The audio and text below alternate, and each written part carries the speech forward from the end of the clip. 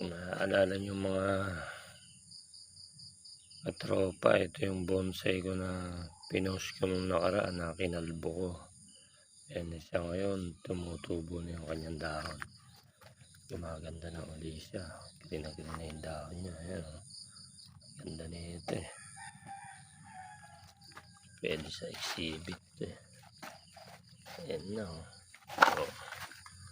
Ganda ng dahon niya. Diba? Yan o, gusto nyo ng bonsai mga tropa, punta kayo sa bahay ko, tapos i-like and share nyo yung reels ko. Ibigyan ko kayo ng bonsai, may kasamang kiss saka yakap na mahigpit. Iyon. Kung gusto nyo lang, kung ayaw nyo okay lang, huwag na.